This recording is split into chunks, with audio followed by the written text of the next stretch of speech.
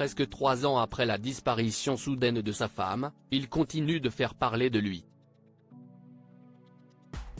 Toujours incarcéré, Cédric Jubilard a fait l'objet d'un reportage, ces derniers jours, de nos confrères de RMC Story.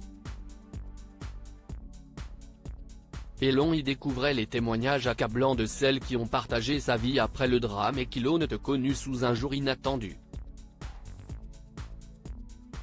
Alors que le procès se profile pour Cédric Jubilard, accusé du meurtre de sa femme Delphine en décembre 2020, certains témoignages pourraient être dévastateurs pour lui. Dévoilé par RMC Story le 7 novembre dernier, les récits des femmes qui l'ont fréquenté après la disparition de son épouse ne le présentent pas sous son meilleur jour. Loin de là. Et notamment l'une d'entre elles, surnommée Sandra dans l'émission, et qu'il aurait rencontrée via les réseaux sociaux à la suite de la médiatisation de son histoire, avant de démarrer une romance virtuelle avec lui. La jeune femme, remontée, ne l'épargne pas en effet et livre des détails glaçants.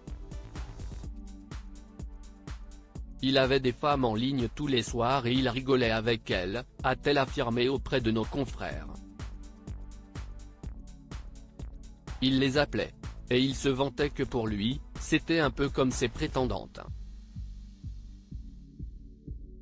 C'était son harem, a-t-elle accusé. Avant de rappeler la façon dont il parlait de sa vie avec Delphine Jubilard, dont il était séparé depuis quelques mois avant sa disparition inexpliquée. Chez lui, c'était techno à fond, et rap US. Il recevait des potes, prenait l'apéro.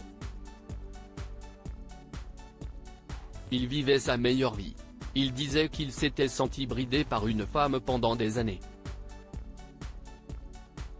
Et il ne voulait pas que ça recommence, explique-t-elle. Pour rappel, l'infirmière s'était volatilisée en pleine nuit. En signalant sa disparition le lendemain, Cédric Jubilard avait raconté qu'elle était sortie promener les chiens mais n'était pas rentrée.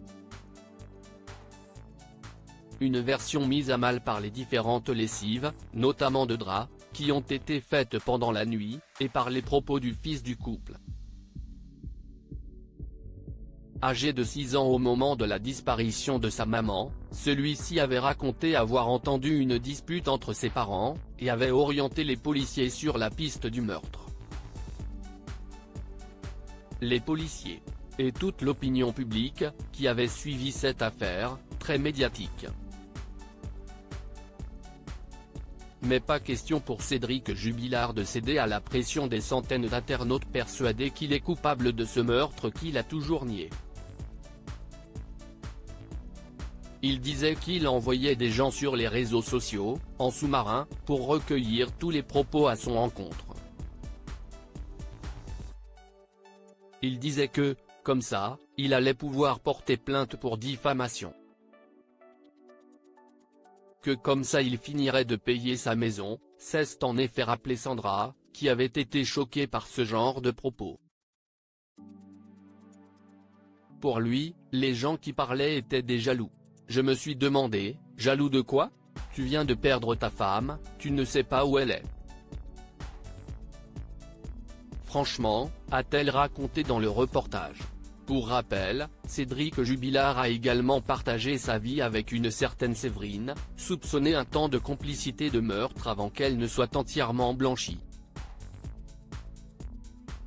Celle-ci avait accusé son ancien amant de lui avoir avoué le meurtre de sa compagne. Pour le moment, alors que l'enquête vient seulement de se terminer, Cédric Jubilard est en attente du procès et présumé innocent.